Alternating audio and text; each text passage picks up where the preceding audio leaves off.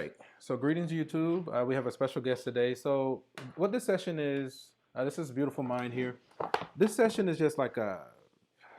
It was I was requested like support. So I haven't looked at these in advance. I kind of glanced at them for a hot second. So this is just a study session, kind of reviewing calculus from like another class. So we're going to see what we can do. Um, but I like to do it live without looking at it in advance, just to see, okay, is my logic sound? Is it universal? Because these conversations, these concepts that we talk about in math are supposed to be universal. So I try not to. I try to minimize like my preparation so that I can see, okay, how things are going.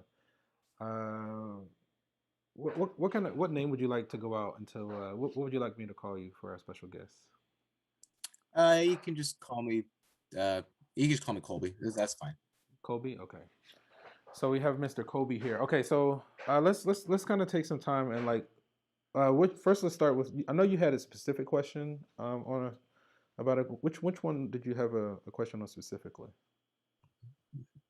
Number two, finding the derivative. Actually, Okay, yeah, that looks like implicit differentiation. So let me get a copy of that, and we're gonna focus on number two. okay. Okay, give me just a moment. So we'll start with number two. Number two. If I say like number two like that, do you know that movie reference? Number two. You know that movie I reference? I do not, unfortunately. No, it's just okay. That's a movie reference. It's called Austin Powers. I don't know if you ever saw that. It's just a silly movies from like the '90s pop culture. Okay, let me do this with the paper. I like to write on grid paper. It's just easier for me. Paper. Okay. Why is it not showing? Hmm. Give me just a moment. Paper. What if I do this? Hmm.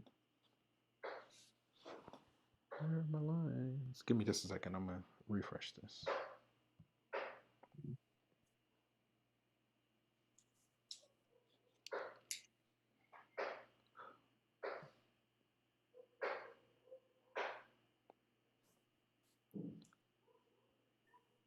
Okay.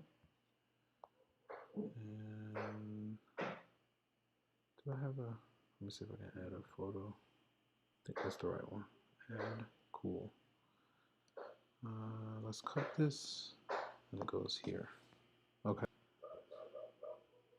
Oh, the dogs are starting to sing because my dog is going to start to try to chat back with them. Okay, let me try this one more time. Paper. Okay, maybe if I write, maybe that'll. There's that. Okay, maybe I won't. Paper. Why is it not working? That's so weird. Let me see. Paper. Okay, I'm gonna have to go without it. Okay.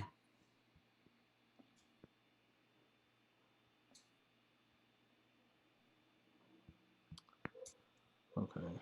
Yeah, I don't know why that's not working. It might need an update, but that's okay. All right.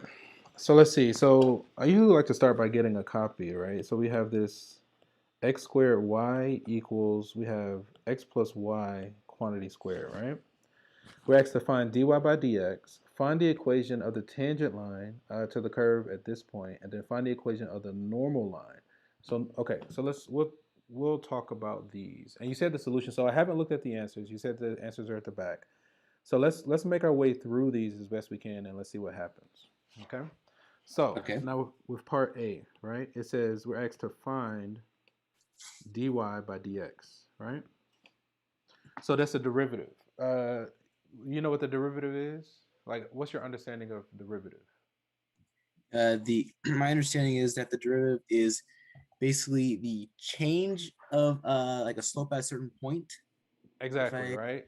Like, it's like if you have a curve and you consider a point on the curve, a tangent line is going to be a line that like basically touches the curve at a point, but it like grazes it. It doesn't cross the line. It like grazes the curve at a point. So the tangent, the derivative of a function is going to be the slope of that tangent line at that point. Does that make sense? mhm. Okay, Yes. that's my understanding, right? Whenever it says dy by dx, you can consider it either rate of change or slope of the tangent line. It means the same thing. So we want to. So now so because we have like this x and y in this fashion, I'm using a technique that's called implicit differentiation. And basically, you take all the regular differentiation rules apply like normal, but whenever you take the derivative, you either put dx or dy as appropriate. Does that make sense? So Yes. let's see it in action, right? So let's start here. So if we have x squared y equals, we got this x plus y quantity squared. Now, if we want to take this derivative, like if we were to take it like normal, right? So the first thing is we got the product rule right here. So the product rule is the first times the derivative of the second plus the second times the derivative of the first. Is that right? Yes. Okay. So now if we say the first, which is let me go like this. The first, which is this guy, times what's the derivative of y? Would it just be one in this Yeah, case, or it would okay? be 1 dy, right? So whenever we take a derivative, we put d like dy. Is that okay? Mhm. And we Yes. treat dy kind of like a variable. Like you can move it around like a variable. It's called like a differential or whatever. I can't articulate it that well, but you can treat it like a variable. So so we did the first times the derivative of the second. Now we got to say plus the second. What's the derivative of x squared? 2x. 2x, but because we're doing implicit differentiation, we put dx, 2x dx. And again, we're treating that dx like a variable. Is that okay? Okay. Yes. So we did first times the derivative of the second. We did the first times the derivative of the second plus the second times the derivative of the first. Is that okay? So then on the right hand side, do you know what technique we're going to use there? We're just gonna just differentiate the right side then normally. Yeah, what is that called? What do you call it? Oh, The just find the derivative. the chain rule, right? Oh, sorry. Because like here was the product rule. We have two things that are multiplied, so there's a technique there. Here, this is called the chain rule. The way the chain rule goes, because you have the parentheses, so you got to say it's going to be the derivative of the outside thing times the derivative of the inside thing. Does that make sense? Okay. So yes. So then, if we take the derivative of the outside thing, what happens first? What happens with that too? So you pull the two down, and so it'll Right. be 2 times x plus y, and then Yep. you multiply it by 1. I'm pretty Okay. sure, right? Okay. Yeah. So that's the derivative of the outside function. Again, notice that we subtracted one from the exponent. That's how we got that implied one there. Now we need to do times the derivative of the inside, right? So the derivative of the inside, what's the derivative of x? Dx. Yeah, the derivative of x is 1 times dx plus, or 1 dx. And what's the derivative of y? Then 1 times dy. Yeah, or just dy, right? Okay. So it's very easy to miss that dx and dy when doing the chain rule on the right hand side. But with implicit differentiation, the way we're doing it, now it looks a little bit different, right? Than just a 1. Okay. Okay. So that's the primer for implicit differentiation. So then from there, now the goal is if we want to finish with dy by dx, we're going to expand everything out. And basically, when you think of the letter y, what color comes to mind when you think of y? What color Green. comes? Why green when you think of y? I'm curious. What made you choose green? Green's my favorite color, actually. That's what's So they say geniuses pick green. That's actually a movie reference as well. I'm not going to tell you the movie though. all But right. yeah, when you think of X, what color comes to mind? Red. Red. Yeah, my students often do that because red is like it's wrong and it's like man, and they often choose red for that one. All right. Red is like a power color. Red is the color of survival, but it's also like passion and energy. It's all that realm because I study metaphysics and spirituality. It's like chakras and all that kind of stuff. So Mhm. that's where all that comes from.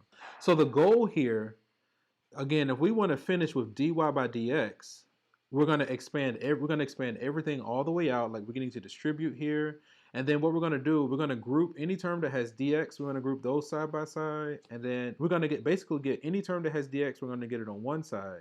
And any term that has dy, we're going to get it on the other. And then we're going to use algebra to finish in the form of dy by dx. Is that okay? Yes.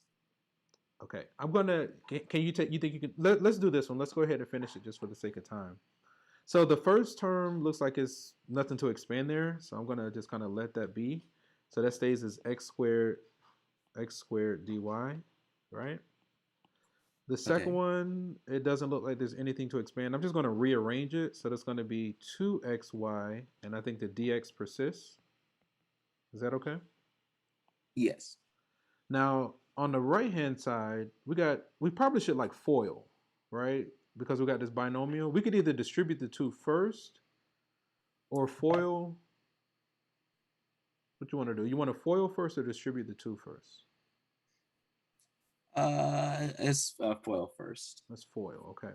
So if we FOIL, we're going to focus on these guys, right? So we have 2, so FOIL first times first, we're going to get x dx. First outer is going to be what? X dy? Yes. X dy. I love this tablet because now with those colors, you see how clear it is? Oh my God. I'm having so much fun. So let me see. First outer, inner. I'm just dropping on the next line because I'm running out of space. What is that? Y dx. And then last. Last would be y dy. Is that okay? Yes. Y dy. And I'm going to rearrange this so this is all on one line. Let's do it like this, like this. So I'm using an app called Notability. It is a paid app, but I only paid once a long time ago. It was like less than $10. And then hang on, and that's what this is. But I've been using it since grad school. That was 2009 was the last time I spent money on this. But it's a fantastic app. So I don't mind marketing for them because they do a good job. It's my favorite. Okay, and like folks be sleeping, but I just kind of keep it laying in wait and just work on other stuff until I'm needed for stuff like this. It's like folks totally be asleep though. Um, like this, and like I'm not in that space to give them a heads up anymore. I've tried, and I'm just like, okay, well, they'll see it sooner or later. That's what I have to tell myself and keep it moving. Okay, I know it's a little bit small. Let me make it a little bit bigger, because I'm just trying to get it to fit on the screen. But that doesn't really matter.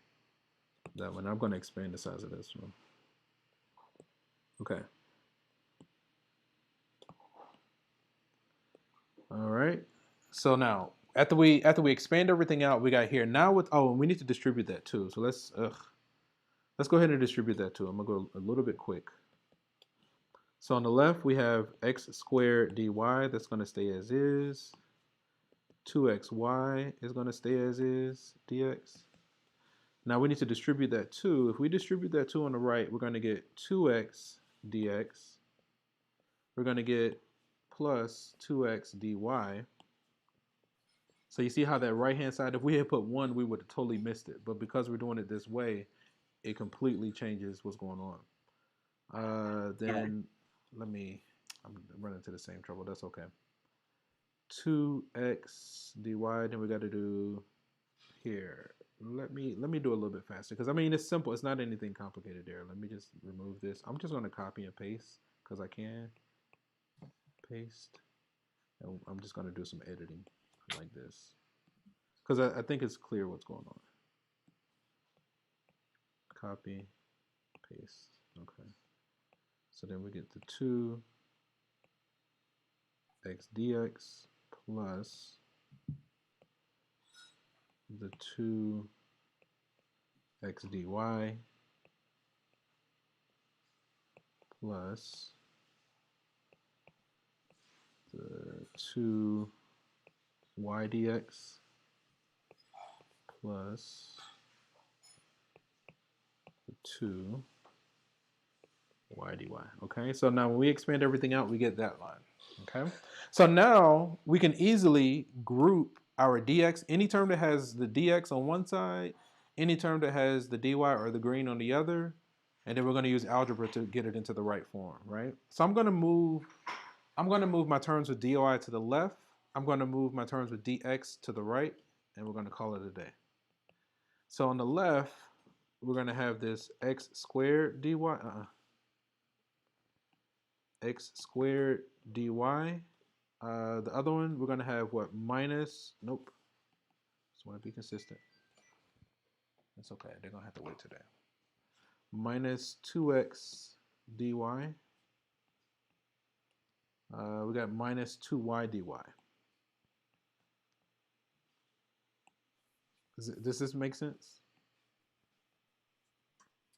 Yes. So you're taking basically both both 2x dy's from the right side and just moving them over to the left. Mm-hmm. All right. And then I subtracted the 2y dy from both sides. And then, so that moved the dy's to the left. Now I'm going to use algebra to move the dx's to the right. I'll do that one in, I'm just, you know. So then on the right, if we have the dx terms, we're going to have 2x dx plus 2y dx. And then I think it's minus 2xy dx. So now you see we got all the greens on the left, all the reds on the right. Is this okay so far? Oh, now my lines are showing up. Well, we're here now, so I'm gonna go ahead and suppress that paper. Let me just put it back like this. That was weird why I wouldn't do that earlier. So is this okay so far? This last line? Yes. Okay. So now if we use algebra, I'm going to factor out the dy from all those terms, and I'm going to factor out the dx from those terms.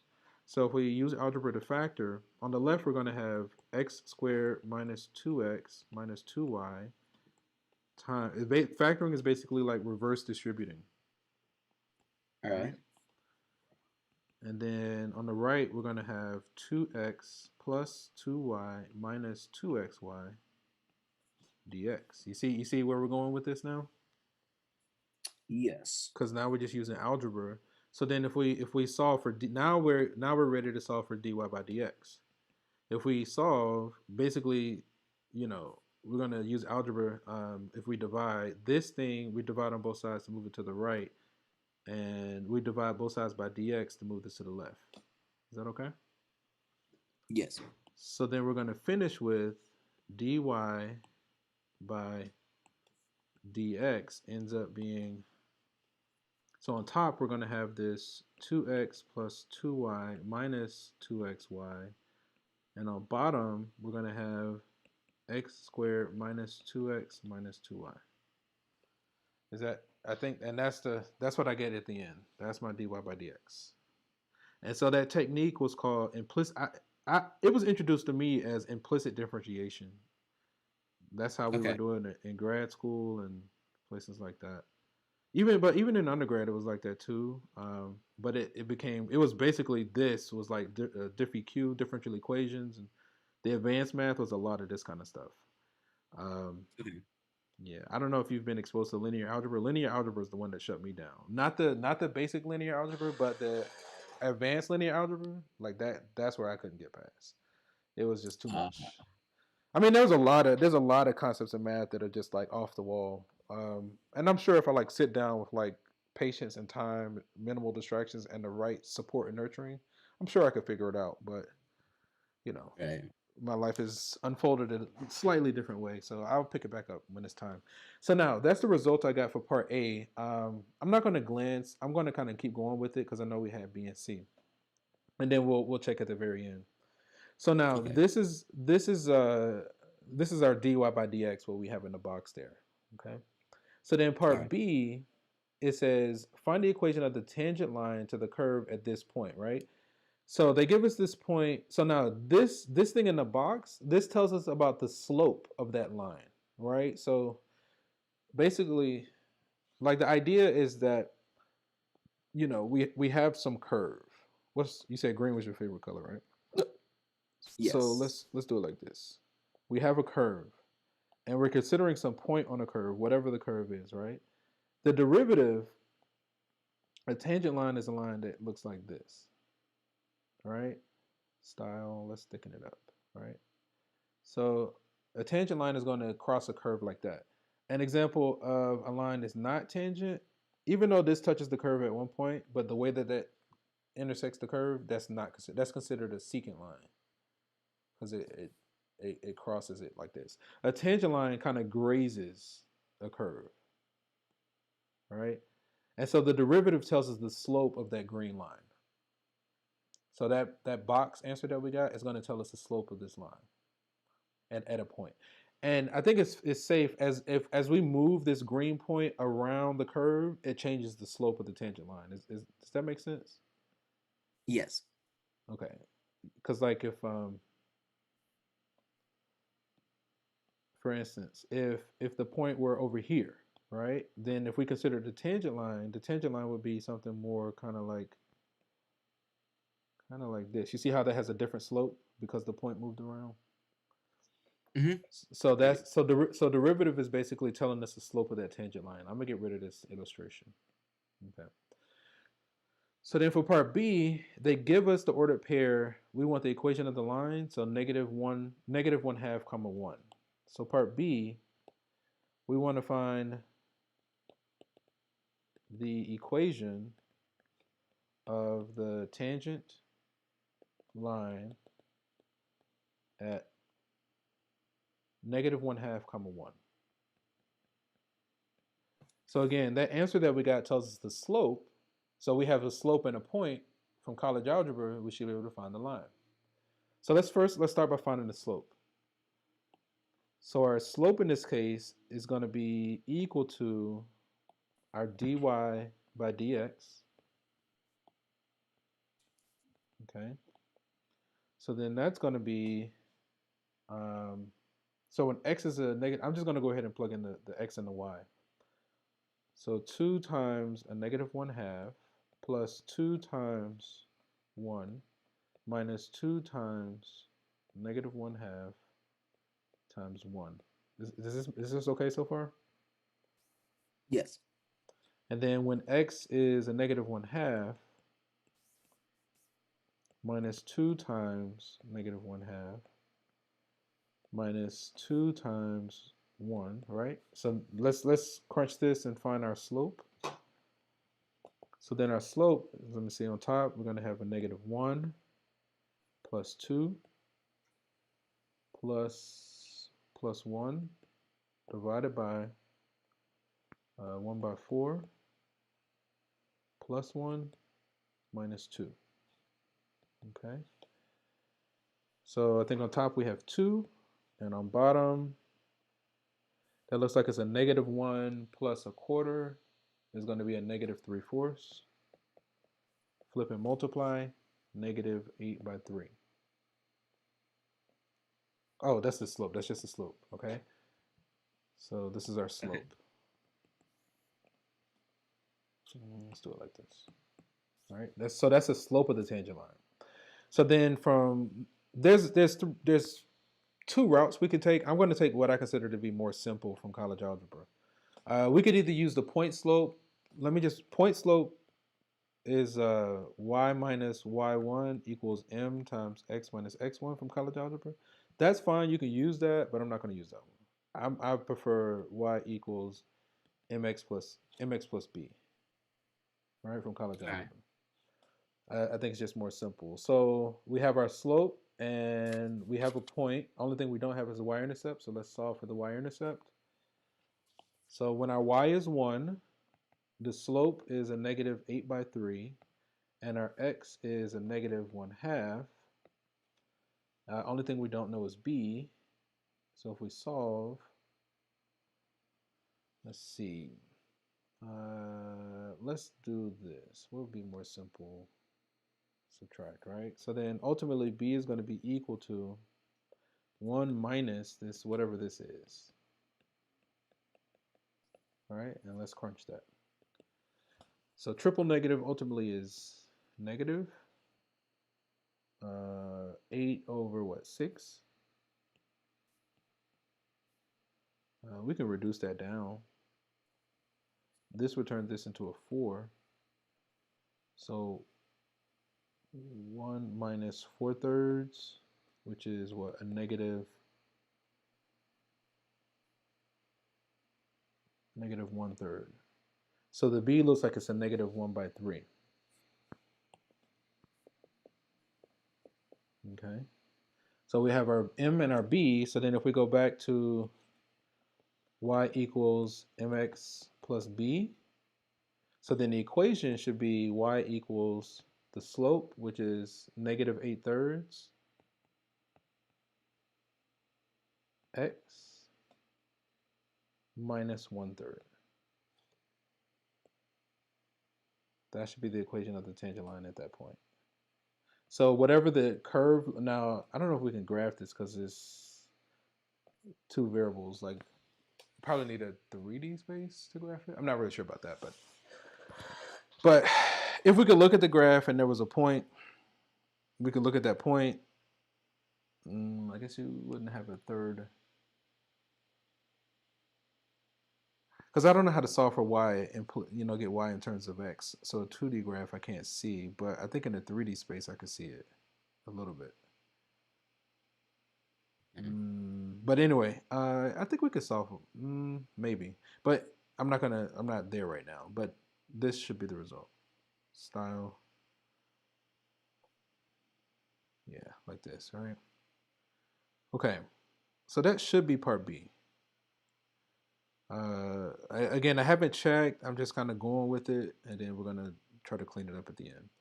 Find the equation of the normal line to the curve at negative 1/2. So normal, usually a line normal to a tangent line is perpendicular, right? So normal just means perpendicular. So you know the difference. What's the difference between perpendicular versus parallel? Parallel means that the lines will never cross, and perpendicular means that the lines will cross at a 90-degree angle. Okay, what can you tell me about the slopes? Like two lines that are parallel, what can you tell me about their slopes? Their slopes would be one would be positive and one would be negative. Mm-mm. Lines that are parallel, they have the same slope. Oh, sorry, they're parallel. I'm sorry. It's okay. So if the lines are parallel, mean they're having the same slope. Tell me about the slope of perpendicular lines. Their slopes will be their slopes will basically be one positive, one will be negative of the other. Almost. Not only negative, but also the reciprocal. So it's Okay. going to be the negative reciprocal.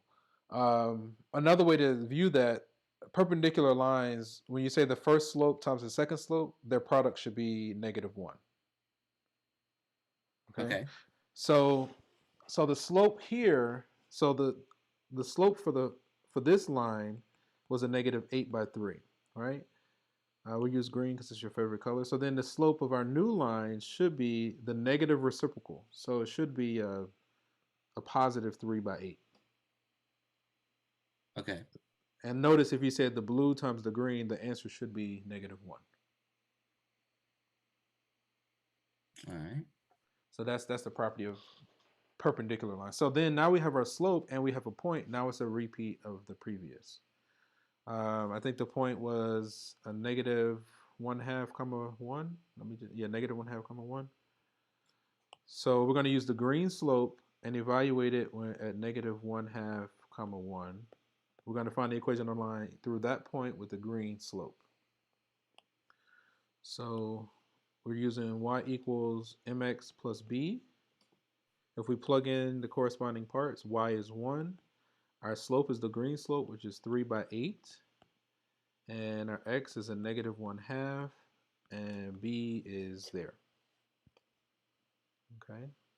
So then if we solve for b, b is ultimately going to be 1 plus, we got this 3/8 times 1/2.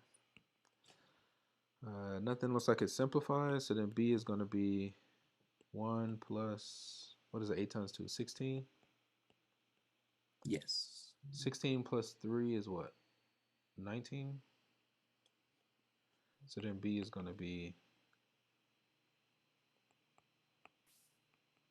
All right. So then the equation of the line. So that's just our b. All right. We still gotta. We're gonna use this slope and that b, and if we put those together, the equation of the line should be y equals 3 by 8 x plus 19 by 16. That's parts A, B, and C.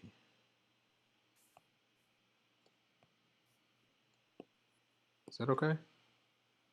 Yes. Let me see. That was part B, so then part C started here. Okay, so let's see how do we do. Because again, I didn't look at these in advance, and I didn't really check as I went. Good practice is to check.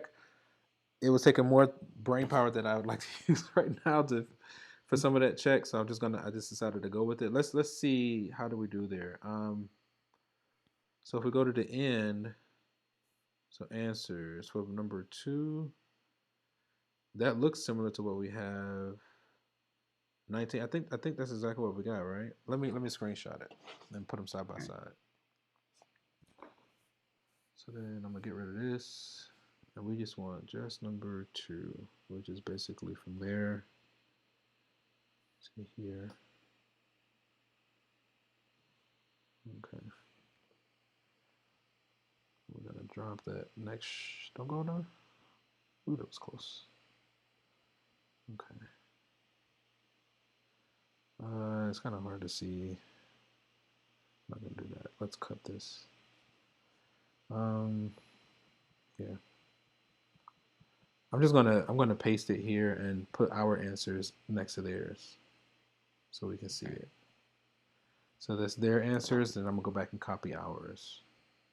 It looks like it's the same though. It looks good. So let's copy this. So then for part A, we got that. For part B, we got this. Copy and paste. And then part C, we got this. I got everything. Copy and paste. Okay, let's see. Can't make that any bigger. So for part A, right here, you got 2x minus 2xy plus 2y. You see the 2x is there, minus 2xy is there, plus 2y is there. So the numerator looks good. The bottom, x squared minus 2x minus 2y. All right, so that matched up. And then for B, we get negative 8/3 minus 1/3. So those check out. And then for C, 3/8 and 19/16. So the simplest way for that stuff for me, for the implicit differentiation, or for part A, was the implicit differentiation technique. Because without that, like if we had put 1 and we didn't put that dx dy, we would have missed so many terms. We were like, wait a minute, what's going on? Okay. Does that make, you see what I'm saying? So like for me, the part A was the way we did part A to me was, and I know this is a little intense. It's just it's difficult to follow somebody else's work, but the main thing I want you to kind of pick up, even if this is a little intimidating, I want you to like just the way I did the green and the red there is all I really want you to really get from there. Because again, whenever we took the derivative, we put either dy. Notice when we took the derivative here, we put dx. Let me choose a different color. Does that make sense? Yes. So again, when we did dx, we put it there. When we did dy, we put it there. Okay, but yeah, so that was all of part question 2. All of that, and I can send you a copy of this. I'll email you a PDF of our work at the end. Okay. Okay, what was another one? Let me look real quick. Next, this would be 3. Linear Linearization. Number 3, find a linearization. Let me think. There was a formula for that because we actually did that too. I had to look at the formula. Use the linearization you found in A to estimate this. I think I'm going to pull up my notes. Let me hop on Safari real quick. I just need to pull up the formula, and I think I can take it from there. Because Okay. I got it when I presented it. It made sense. I don't recall ever seeing that before, but it makes sense. Okay. Let me just look it up. And when I tried it in that moment, it worked. So I'm gonna just kind of refresh my memory. Let me go. My computer's slowing down. Linear. Okay, this isn't gonna work because it's going too slow. All right, so I'm not gonna worry about that. I'm going to pull it up. I'm gonna try pulling it up on the tablet.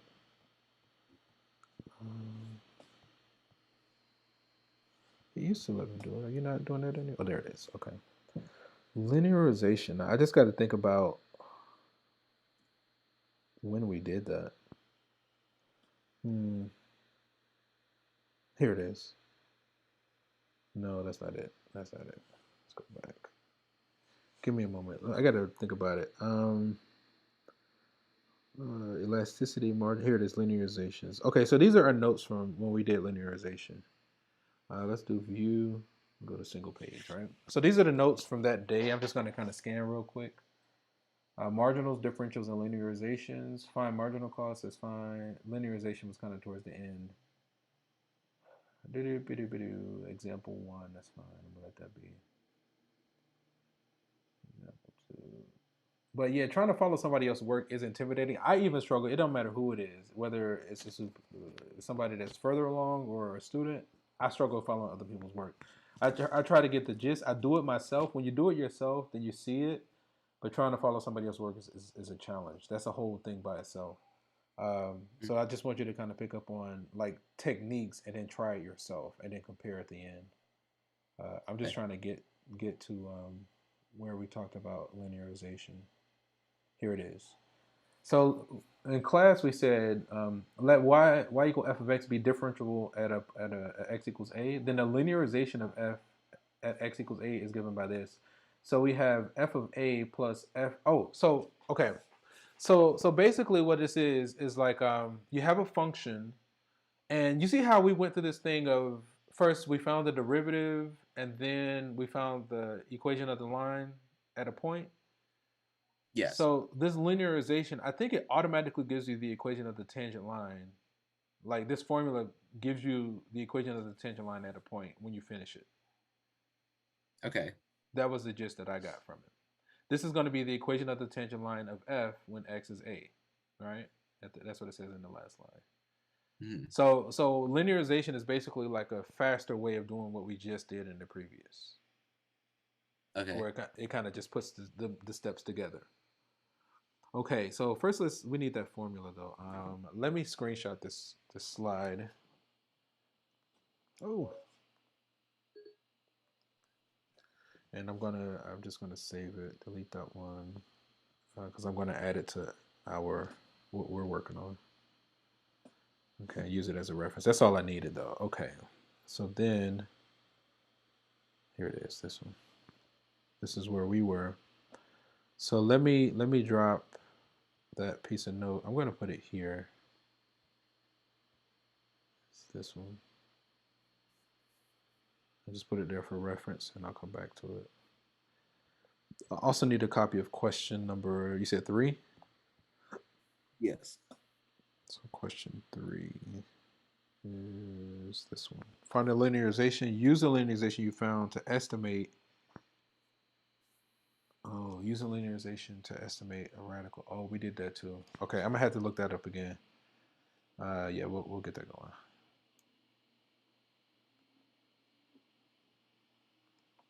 Okay. So let me get rid of this. I'm gonna have to come back to. I have to look something up for the next one. But yeah, we did the same thing. Okay. Let me. Okay. Go on. Go. There it is. Put you like there. Oh, there you go.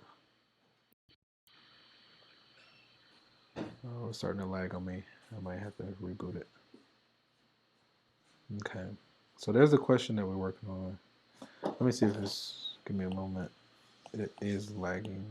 Yeah. Reboot it real quick.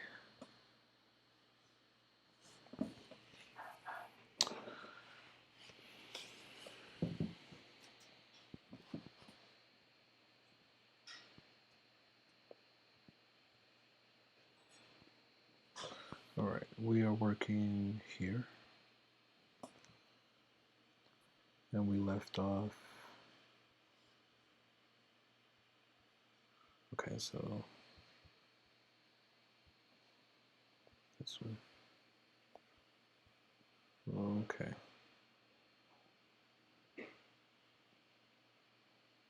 Okay. So finding linearization. So let's start by getting a copy of the formula, right? So we have this formula. Oh, and let's do this. Paper.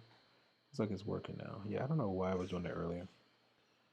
So the formula for linearization we have is y equals f of a plus f prime of a times x minus a. Okay. So that's the formula we're going to be using. Okay, so it looks like we need to find a derivative, right? So it looks like our f of x is what? 1 over the square root of x? So let's go ahead and find f prime. We can rewrite this. This should be the same as x to the negative 1/2. Is that okay? Yes. So then if we look at f prime, the 1/2, the negative 1/2 comes down, and we subtract 1, that's going to become negative 3/2. Is that okay? Yes. Okay. So let's go ahead and identify our parts. Let's go ahead. Let me see. So f of a is going to be what? F of 16? Like a f16. Okay, so then that's going to be 1 over the square root of 16. What is that, 4? So then 1 by 4. Okay. F prime, F prime of a, okay, so F prime of a, that's going to be F prime of 16. That's going to be negative 1/2 times 16 to the power of a negative 3/2. Okay, let's simplify that. 16. So this is the same as you got square root, right? You got the square root of 16 cubed. We could take the square root first, right? So this is 2 times the square root of 16. That quantity is cubed. That's all under 1, and I think it's negative. I'm just rewriting the exponent into radical form. Square root of 16 is going to be what? 4. So this is going to be 2 times 4 to the power of 3, like this. And then 16 times 4, I think it's 64, 128. So it looks like it's 1 over 128. That's f prime of a. So I'm basically isolating each part. So then if we bring it all home,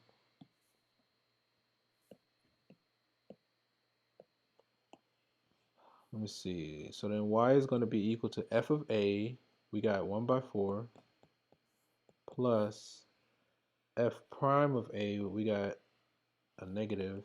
So it's going to be minus 1 over 128 times x minus a. That's so you see now when we're done with that, this should be the equation of the tangent line at that point. Right. So with that linearization formula, you can put it in like a spreadsheet or something like that, and then you can have the equation of the line at any point on the curve, like any x equals a.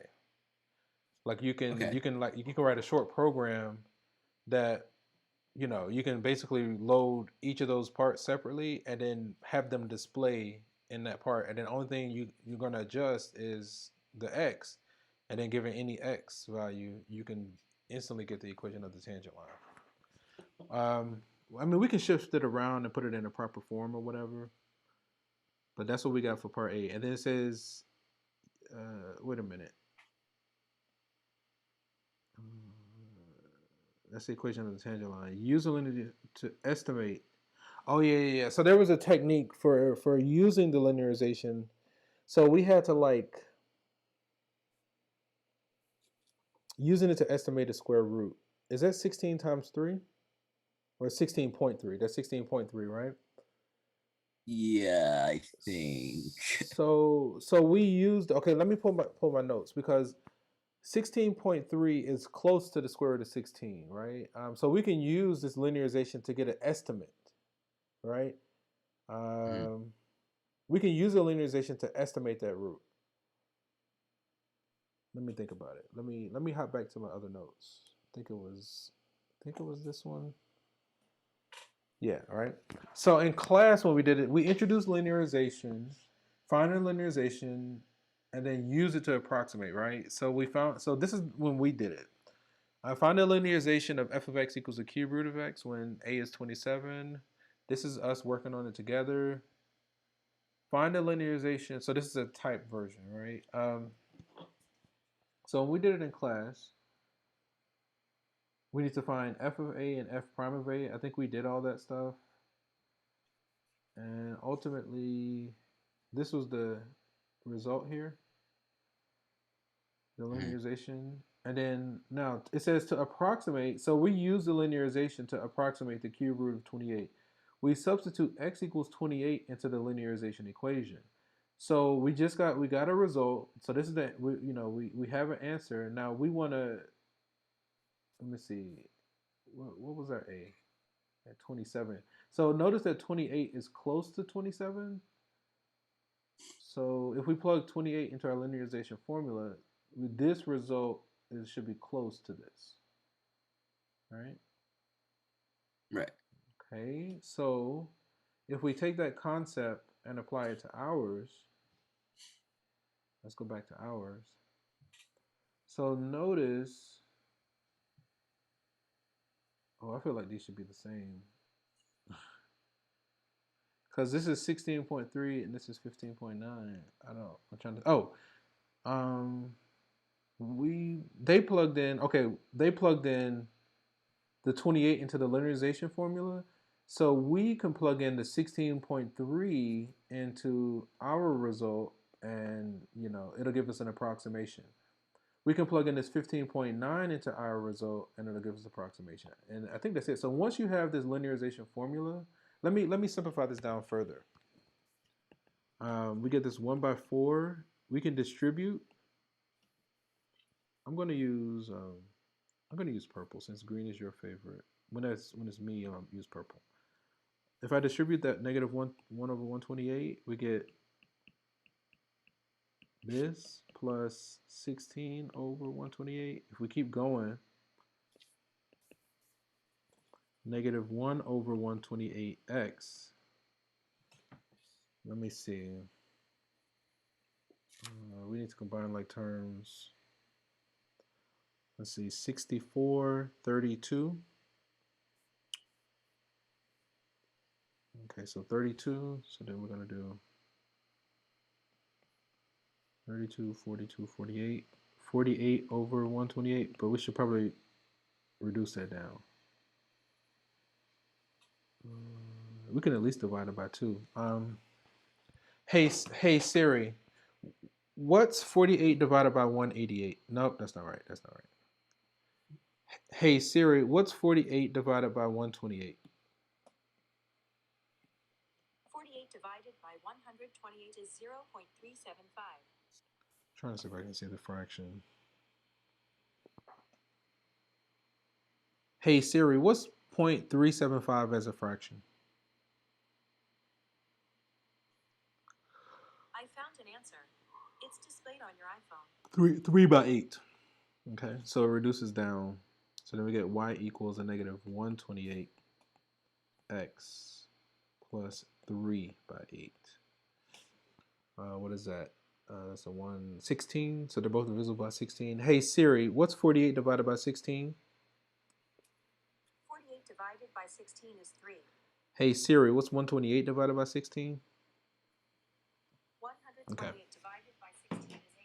Did you know that Siri could do math? I think I did. Okay. So when we simplify our linearization formula, we got this. So then all we're going to do to approximate those other results, we're going to plug them into this formula, and it'll give us an approximation. All right.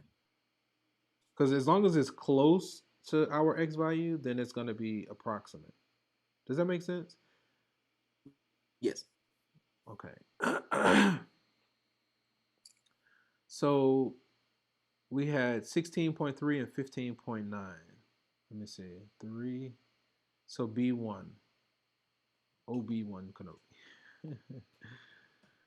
Okay, so B1 or whatever. What did we say it was again? 16.3. So we want to approximate, use this linearization to approximate 1 over the square root of 16.3. Notice that the 16.3 is close to the 16, so we're just going to plug in 16.3. So the linearization, I'm going to put the 16.3 should be, basically it's going to be 1 over 128 times the 16.3 plus 3 by 8. Okay, let's see. Hey Siri, what's negative 16.3 divided by 128 plus 3 over 8? Negative 16.3 divided by 128 plus 3 over 8 is about 0.2476. 2476 approximately. Okay, so when we crunched it, this is the result we got. We're just going to go with it for now. If it's way off, we'll figure out what we did wrong. And then B part 2. Why does that look like that? So all we're doing is plugging those numbers into our formula that we found. 15.9. So then the linearization of 15.9, 1 over 128, 15.9 plus 3 by 8. Hey Siri, what's negative 15.9 divided by 128 plus 3 over 8? Negative 15.9 divided by 128 plus 3 over 8 is about 0.2507. All right. So we're going to go with that.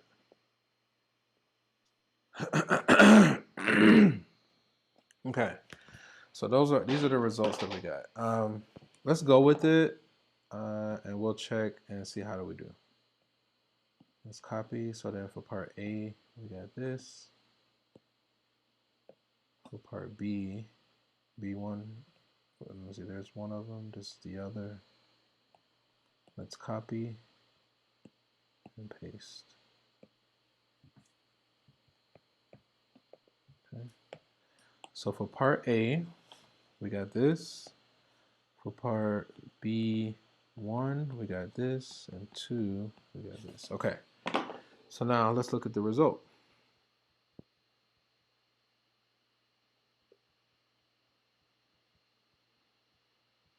Because I might get this to my students now that we're doing this. All right. Awesome. Does that makes me feel better that it's not? Because sometimes I'm like, am I doing this right? Is this me? Am I looking at this right? Is that the same thing? We're doing number 3, right? Linearization. That looks right. That looks like what we got. But our numbers are different. I think something's off. 16. Okay, so I see the answer. Let me see. 1 by 4. It looks like something's a little. Oh, there he wrote it as a fraction. Okay. We might be okay. Okay, let's see. 3 goes from there to there. Okay. So we're just gonna put it right next to ours.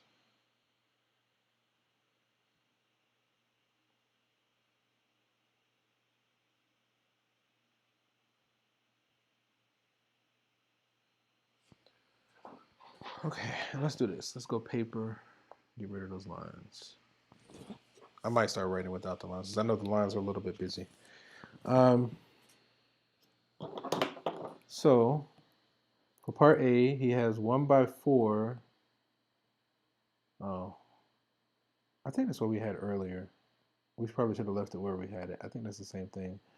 I'm going to check these numbers. Here, I can just go back because we got it right here. Instead of simplifying, let's just copy this. Yeah, that's exactly what we got. Let's copy, paste.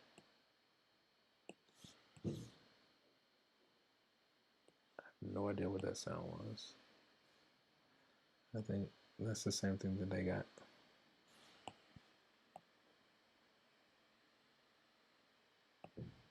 Matter of fact, let's do this. Let's get rid of this. And this is a copy of what we did. Okay, and then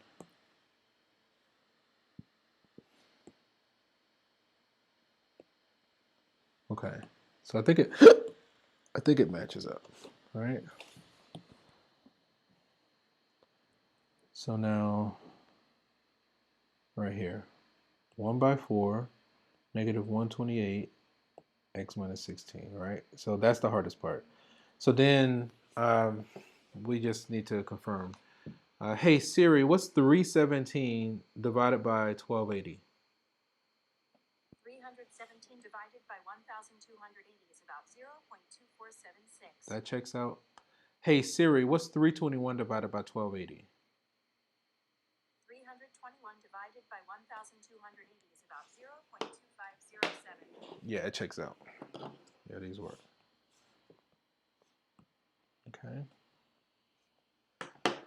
Ooh, I might have energy for one more. I'm starting to get sleepy now. I'm getting older, so I take a lot of naps. I'm getting so sleepy. Oh, I understand. All right. In that case, I guess just let's go with number 7. That one looks like a doozy. So All right. So yeah, rates. Let's isolate this one. Yeah, waterfall. We're gonna do the best we can with this one. So let's get rid of this. I don't know that. I don't know if we. I mean, let's see. Let's just see how it evolves.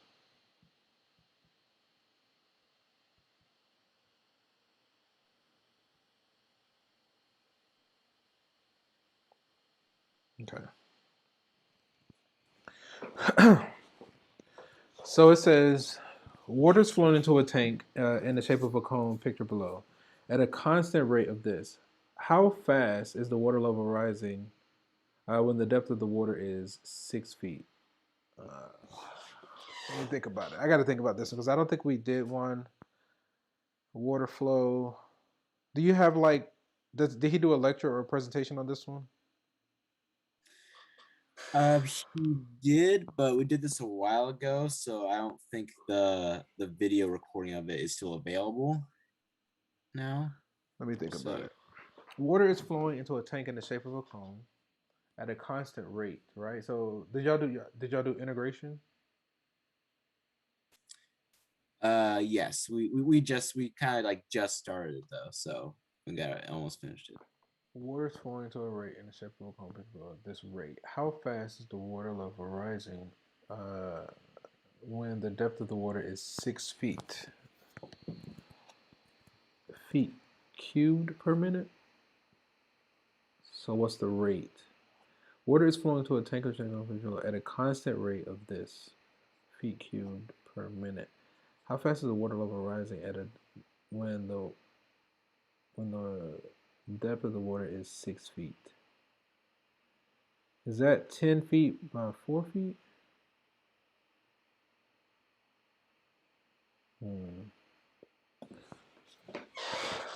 Because I feel like this one needs to be done without integration.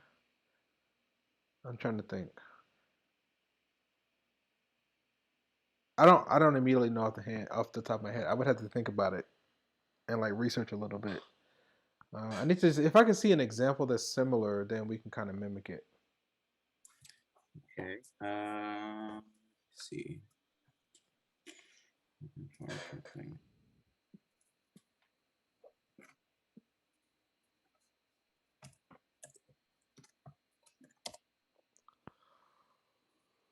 In this classic behavior, now think of the radius from other word from involving variable angles.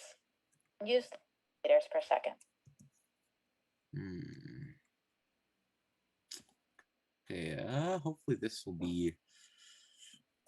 This is from a YouTube video. It does some of the work. Let's see if I could send this to you and have it be. Oh, you want to like share your screen? Sure. Let me see. Oh, it says I can't. What kind of? I think I got to change the setting. I had to change the setting to allow you to do that. Can you send me the link? And I can pull it up. Yeah, here to me.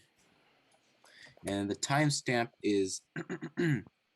Let me find the timestamp. 8 hours 8 hours and 17 minutes is the timestamp for this video. Or this. What were they doing for 8 hours? All of Calculus 1. He put it in one video. Yeah, there's actually there's a YouTube channel called Free Code Camp, right? Okay. And basically it has a bunch of videos ranging from all types of computer science topics and concept, and then also the math needed. So there's some linear algebra, calculus 1, calculus 2, and some I think some basic algebra and geometry too, and pre-calc. So yeah, so it's a pretty good channel. Wow. And so this video is about a 12-hour video going over all the concepts in calculus 1. So okay. Wow.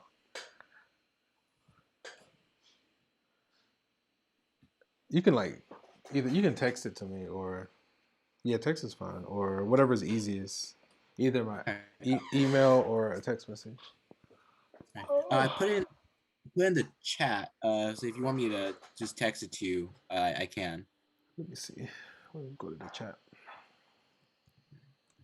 Okay. Maybe I can just pull it up on here. No, I didn't. I'm not gonna pull it up here. Copy. Oh no. Cause I'm gonna shut that down. No. Cancel. Cause I don't. Hang on. Safari. Come on. Cause my computer is kind of slowing down. Let me copy this. I'm just gonna pull it up. I'll pull it up on my tablet, and do it that way. Cause I'm just trying to take some of the processing off the computer, because it is still streaming, and so. Let me see. Can I go here? Paste.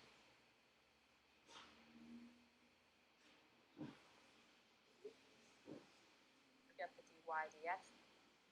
Let me share.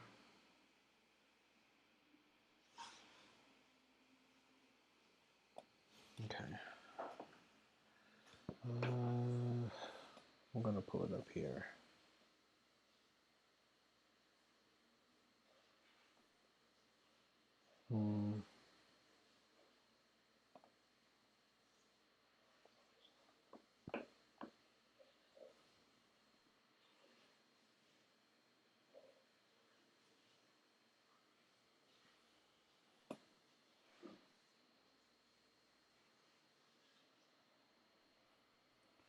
It's the first one.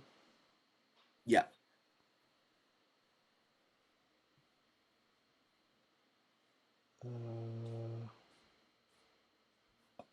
Let me see. The only problem with this sound. Let me see if I can watch it without the sound. See if that works. Let me see. Find y prime if this is this. Okay, this is fine. What was the timestamp again? 8 hours and 17 minutes. There should be in the description. I'll say if you want to just click on it, there's a timestamp. But Okay. So a tornado 20 miles. it's like a few seconds later. Okay.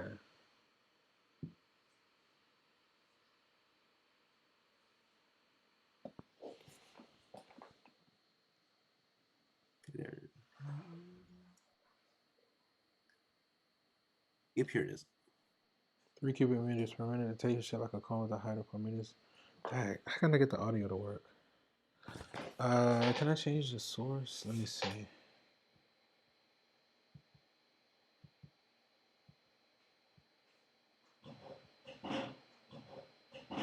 Camera, microphone. Oh, I can hear myself.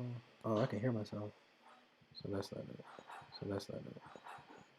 Let's see if I can change the source. Camera.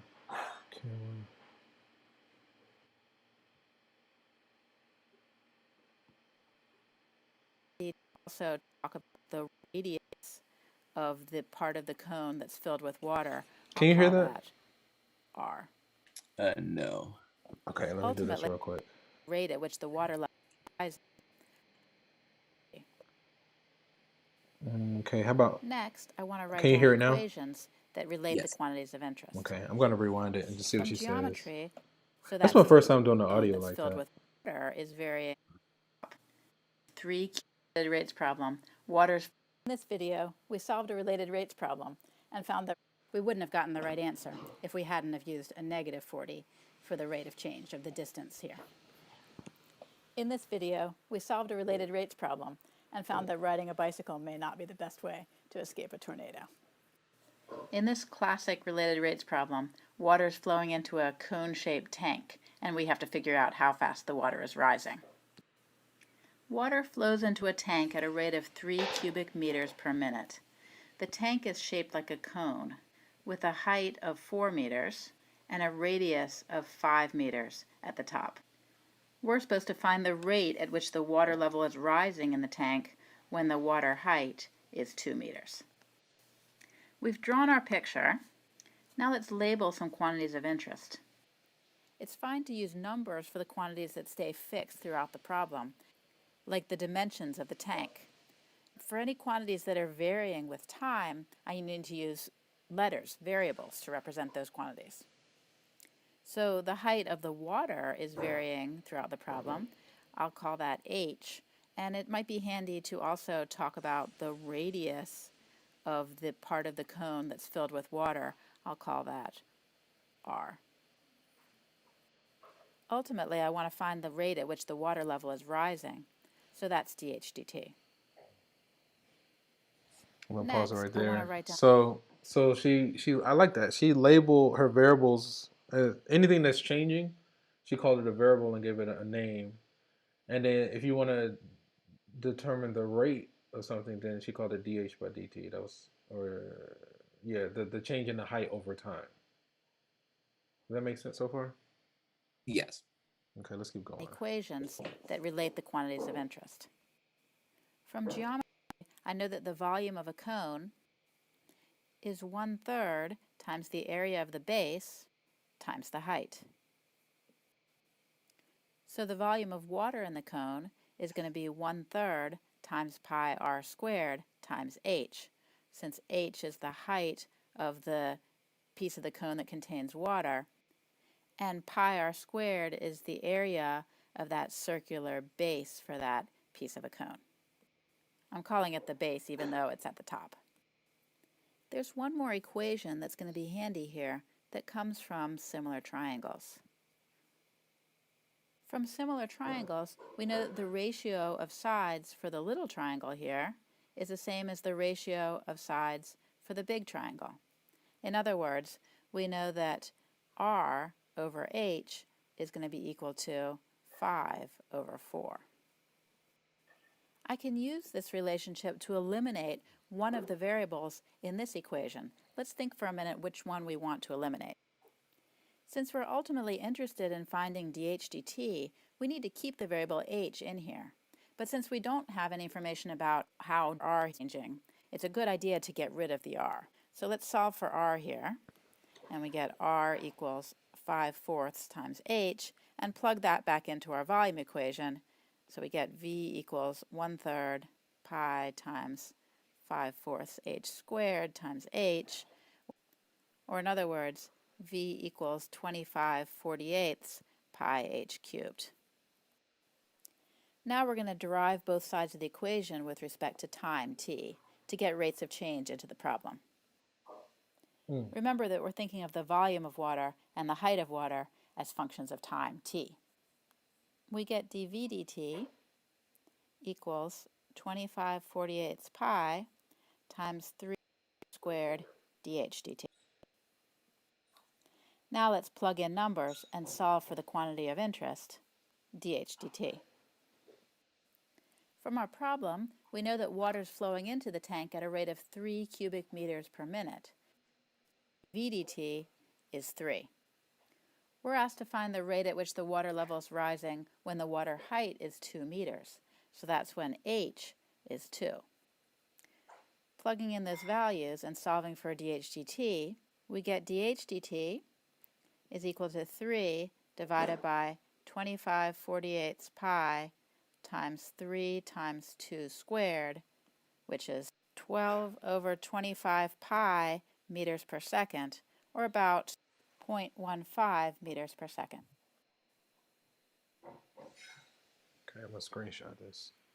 This video solved a related rates problem involving volume and used the trick of finding similar triangles to eliminate one variable. In this video, we'll do a related rates problem involving Give me a second. I'm gonna take a screenshot. plugging in those values and solving for dH dt. We get dH dt is equal to 3 divided by 25/48 pi times 3 times 2 squared, which is 12/25 pi meters per second, or about 0.15 meters per second. Missed it again. Pi meters per second, or about 0.15 meters per second.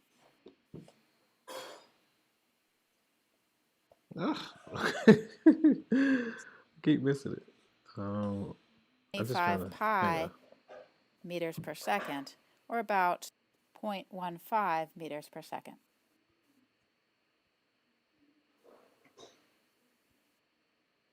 Let me get this one. Okay, this is enough. I'm gonna do one more. Okay. I think that says all the stuff that we need. That looks fairly similar. Okay. Okay. Let me put some stuff back so I don't forget. This. Put that back like that. Okay. We can hop back over. Working on QuickTime, right? And then, all right. So let's apply what she did to ours, right? Because yeah, that stuff I don't think I worked on that. Like we did like other stuff. We didn't do geometry, but I mean it made sense. Okay. So now if we go to ours, right here, it says water is flowing into a tank of cone, picture below, at a constant rate. How fast is the water level rising? Okay, it's the same, right? Paste. Let me see. We'll do this one. So what it looks like? Oh, I guess I need to crop it. Let's crop.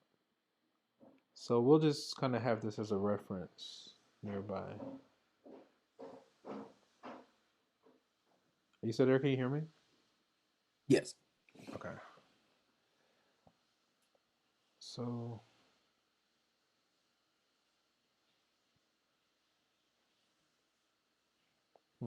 what did my view change?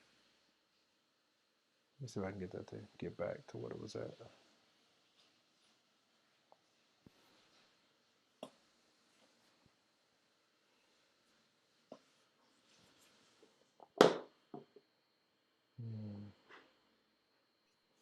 is still having a hard time. Give me a moment.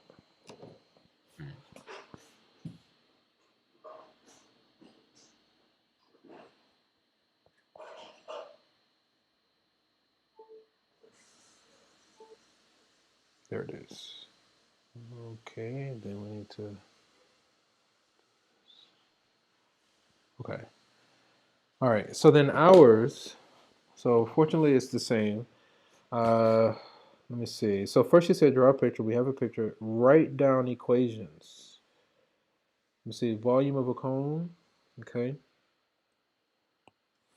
So volume of a cone, she said 1/3 the area of the base times the height. So we have the same image. So we could say the volume should be 1/3 pi r squared h. Okay.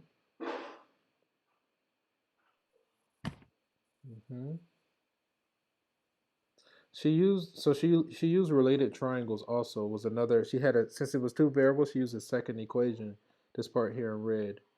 And it was basically referred to this. It says r over h, so the radius of the water compared to the height of the water should be similar to the 5/4, the radius of the cone to the height, right? So if we apply that to ours, like if we did, I'm going to just kind of mimic what she did. So our r over h should be equal to, in our case, the radius for ours is what, 4? And the height is 10. It should be the same ratio. Does that make sense? Yeah. So then she solved for r because she knew she wanted to get rid of the r. If we solve for r in hours, 4/10, it reduces down to what? 2/5? 2/5 times h, right? So then she took that and plugged it into her volume formula. Then she got volume in terms of h alone. So let's do that. Uh-oh. Okay. So then again, we're starting with the volume is 1/3 pi r squared times h.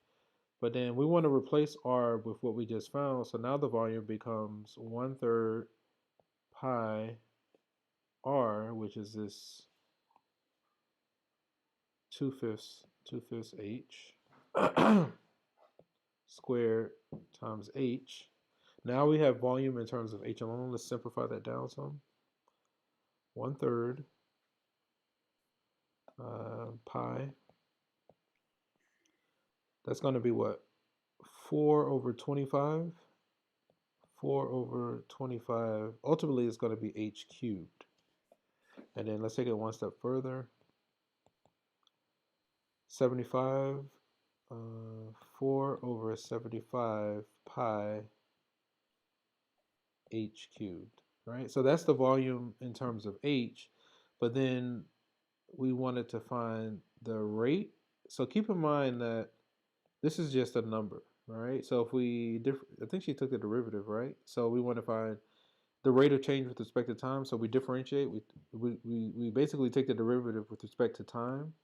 So then if we take the derivative with respect to time, it's going to become dv by dt should be, that constant persists. So it's going to be 3 times, 3 on top. It becomes 4/25 pi h squared dh by dt, right? We just took the derivative with respect to time. Okay. I think this is okay. So then I think we were given the rate of change. Let me see. It says water flows into a tank at a rate of 3 cubic meters. So that was 3 for hers. Ours, water flows into a tank at a rate of 3. Okay, let me see. So our rate of change of the water, of the volume over time, this one was 3. And then the rate of change of the height, I think, and it says we want to find how fast, we want to find a rate of change of the height when the height is, we want to find the rate of change of the water level when the height is 6 feet. So here, h is 6 feet, right? And we want to solve for the dh by dt. Okay. So let's plug that in and see what happens. Yeah, I wouldn't have gotten this by just thinking about it on the spot. I'd have to look that one up. So we get 3 equals, we got this 4 by 25 pi. Is that supposed to be squared or cubed? I think that's supposed to be cubed, right? That's supposed to be h cubed here. So because you had 4 over 75 up top. Oh, we took the derivative. Sorry. Yeah, we took the derivative. The 2 was fine. Because the 3 came down, right? Okay. So 6 squared is what, 36? 36. And then we got this dh, because we're trying to solve for dh by dt. So then ultimately, if we isolate dh by dt, divide, I feel like we should have a negative somewhere. But I don't think she, yeah, I think we're okay. Let's keep going. If we divide, 36 is what, 6 times 6? You got 5 and 5. 5 doesn't go in the end of that. 4 times 3 is just a 120 plus 24, 144. So it looks like it's going to be 144 pi over 25. Sorry, that's not right. Back up.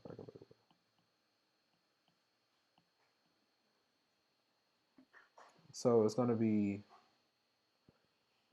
144 pi over 25, and that's under 3. So we flip and multiply. 75. 75 over 144 pi. Something, same units. What is it? Cubic meters per minute, meters per second.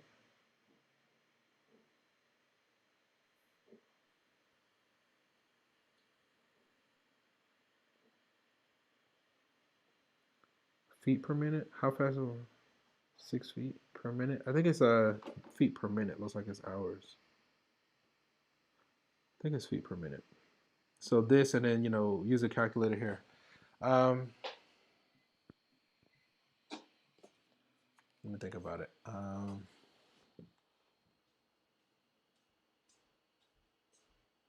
Hey Siri, what's 75 divided by 144 divided by pi? 75 divided by 144 divided by 3.1415 is about 0.1657. Okay. Let's see how do we do. All right, so we got this result. I think hopefully I said it right in the calculator. Okay, so we got that. Let me see the original question. So then we can look at the results.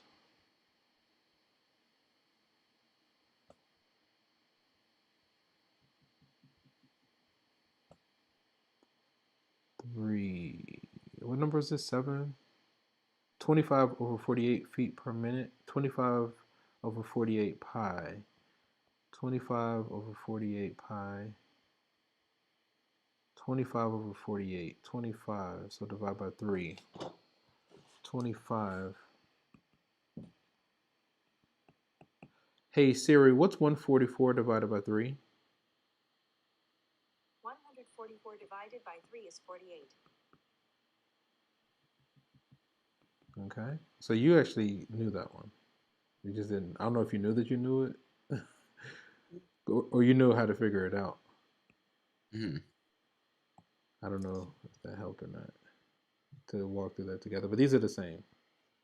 Right. It did help. So because like these related rates problems really really confuse me, especially with I guess mostly trying to find out how to set up the problem rather than how to do it more so, right? Like so I would say most of those you just want to be exposed to as many. I mean, you can do it on the fly, but if like trying to do something like that on the fly is, I don't see it happening. I mean, some people are able to do it. Like if you've never thought about that beforehand, that would be, to me, that would be a challenge to do on the fly. My Mhm. suggestion is expose yourself to as many different types of word problems as possible, because once you've seen it before, even if you're not conscious of it, it's in your subconscious and it could bubble up to the surface. But you got to expose yourself to as many different types of word problems as you can. That's the only reason I knew how to do a lot of them, because I've seen them before and I've done them repeatedly. And then once you have a strong enough foundation, then you can kind of start to do things on the fly. And if you haven't seen it, then just do the best that you can. You know what I mean? Right. But the name of the game seems to be exposure. Like as much practice as you can Mhm. before as much practice, as much exposure and practice as you can as early as you can. So that way, when Right. exams come up, then because sometimes even with your best preparation, it's like, dang, I can't figure this one out. Like if you haven't seen it and you don't automatically know what to do, then you have to you don't want to waste too much time trying to figure something out on a timed exam. Right. Because I know a lot of professors like to do that. But it's not that you can't do it. It's like they're trying to do a weed out. It's like if you were given unlimited time and unlimited resources, you can just figure it out, because that's how reality is. It's like when you're when you're, for the most part, not all the time, because there are times when the time is sensitive, but generally speaking, as long as you start early, you can take time to think about and research different scenarios. I don't think it's fair that professors do that, but I think I get why professors put that time factor in, but I don't really subscribe to time. I do when I have to, but I generally don't, because again, that's just some metaphysical stuff. Right. But yeah, that was interesting. I'm Mhm. I'm totally sleepy now. I'm like, was there another one? I don't know if there's anything that's quick that I can do quick or with minimal effort. I think that's all right. I think a lot of the other ones require some a little more heavier thoughts. So Which one? I'm just curious. um, let me look. Probably be 15. Oh, so that's the wait a minute. Oh, that's the answer. 15. 15. That's 14. Let this find the derivative. Let me see. Let f of x be the integral. Yeah. Yeah. That was a little involved. Yeah, I remember those. That's like the different shapes. Yeah, I'm not gonna know. I would have to think about that one and Right. research. Yeah. Okay. I think I'm gonna call it a day. I think I'm spent. Um, your exam is tomorrow. Yes. Okay. Is it timed, or how's it gonna be? Do you know? It's timed. I'm pretty sure you have like 2 or 2.5 hours. Okay. And is it is it live, like on a Zoom call, or how does that work? Yep. Basically, it's just everyone gets in like we use Microsoft Teams, and so it's like everyone gets in a Teams chat, and then Hmm. just mutes their mic and does the test, and then we have to submit it with paper. So we have to do our test on paper and then submit a picture. So And then they grade the paper. mhm. Like how much time do you have to submit it? uh just until the end of the period. So just like I think like 2.5 hours, I'm pretty sure, for this time around. Okay. I was just curious how they were doing it. So you'll get in the exam and he'll load the questions on the screen, and then you write them on your paper, and then you screenshot the paper and send it back. It's kind of interesting how my school does it, right? Because basically for my school, it's up to the teacher's discretion for how they want to actually approach teaching online classes, right? Hmm. So like for instance, I took a computer science exam Hmm. on Monday, and for that, basically he was like, yeah, so here's the exam. And what it was is he has basically an exam paper that you Hmm. go to this specific website we use for like submitting stuff. He has it on there, and basically you pull the PDF and look at the questions, and then on the same website there is a like an answer sheet for you to do your answers. And so, interestingly enough, though, for that computer science test, he allowed us to use compilers, so we were able to actually like code out our answers, which is interesting because a lot of computer science professors actually make you write your code out like by hand on paper. I have a friend that I mean, I'm interested in it too, and I need to learn. I don't know that I'm in that space right now, but I have like a friend. She was learning coding. She was practicing coding, and she was saying that she had a lot of questions that nobody could answer. And like when I checked on her, like after a year, she said she had stopped because she couldn't find the answers to her questions.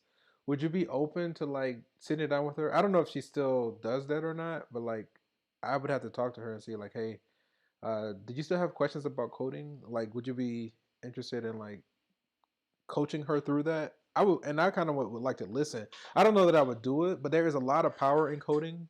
Um, because like once you get it and you can do it, then you can like free yourself. Like it's good work. It's good money. Right. But Yeah. Sure. I would love to. Interestingly enough, so there's a there's a running joke, right? For programmers, basically saying that programmers are just professional Googlers, and so that sounds alright. I get that. because basically like one place where where anyone finds their questions, even you'll find in the professional industry, is Stack Overflow, right? Stack And so Overflow. Okay.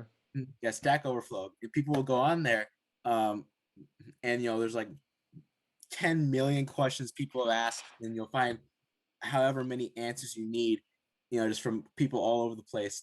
And so, yeah, it's interesting because one thing I guess I will say I like about computer science is a lot of the stuff that you learn in school you can find On elsewhere. Google. Yep. Yep. And yeah, and basically like if you're interested in seeing, if you want to see some of like the cool stuff about computer science that you can learn on your own, I recommend looking up Michael Reeves on YouTube. He's pretty popular. Okay. He doesn't go into like he's a comedic channel, so a lot of it's like comedy entertainment, but he does talk about kind of what the process in which he how he made some of his contraptions. So there's Michael Reeves. There's like Free Code Camp. They have just a lot of just generalized tutorials on a wide variety of topics, whether it be like backend development, machine learning, so AI. There's also just different languages, whether it be like C++, JavaScript, Python. There's there's just so much, and so yeah, and just there's so many resources online that really help. Lots of books too, like a lot of books that you find. There's a book called C++ Primer 5th edition, right? It's basically considered like the gospel of C++, right?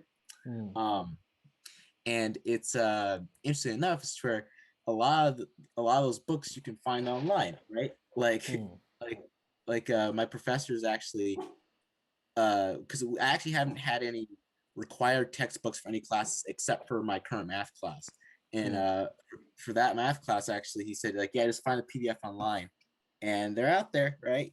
And so like the primers, like 1,390 something pages, something like that. And it's usually like $60 on Amazon, but you can find something online if you were so willing to, right? So yeah. Well, that was awesome. That was an awesome experience. Like, I like the exchange too. Like, because that's something I know I need to. It's a lot of stuff I can look into. I do waste a lot of time like looking for money and stuff like that, and trying to not starve to death. But I often fantasize about a reality where I'm not concerned with money and I can actually focus on like creating stuff because I know I can create stuff like like the stuff that was in like Black Panther and like other movies I've seen. I know I can make that stuff, but I have to get to a point where I don't have to be distracted all the time. And so, like, if you're Right. fortunate, you can create a reality where you don't have any distractions. Like, either it can either be through a grant or maybe you figured out some way to get money or whatever. But I know, like, in a reality where you don't have distractions, then you can actually focus on like, you know, creating stuff, whatever it is you want to make, you can make it. And you can do it even now, even if you don't have anything. Because I know people that like for instance, there's a guy on YouTube I follow called Ralph Smart Infinite Waters. He left his like well paying full time job and just started doing what he loved to do, and it was scary, but now he makes a living. He makes a living off of doing what he loves to do. And like that's what I always encourage people to do. Whatever it is you love to do, just do it now. And like once you get into your rhythm, everything else that you need will come. As far as resources or money or time or whatever it is you need, it will come. But you have to be in that space of light and positivity and being happy and being in your flow. But if you're like downtrodden and low vibes and you're like distracted and you're worried about stuff that that pulls you away from your abilities, then it never comes to light. I don't know if that makes sense or not. It So does. long story short, I always encourage people to whatever it is you love to do, whatever it is you want to make or create or contribute to society, do that now. Like just like, and so it sounds like you're on your way because I can see the like wealth, the fountain, of coding, computer science coming from you, and like you know. Right. So anyway, it's all very interesting. I just keep doing what you're doing. I think you'll be fine. Just keep going because and you've got what you need where you know how to figure stuff out on your own. That's the biggest thing. If you know how to figure it out on your own, then just keep going and you'll get to where you want to go and beyond. You know, Mm-hmm. that's the biggest thing because a lot of people don't even try. I'm like, yo, just look, and they're like, no. But okay, Right. All all right. right, Awesome. yeah, Yeah, well, okay. thank you so much for all the help. Yeah, and you as well. And okay, I guess we're gonna like end that session here. That was awesome. So you see, again, we're just kind of like working together, just try to get things done, and that's it. And on that note, we're gonna end the session here. And from one beautiful mind to another, enjoy the rest of your day. Hang tight. I'll be right back. You too. Thanks so much. You as well. Take care. You too. Bye.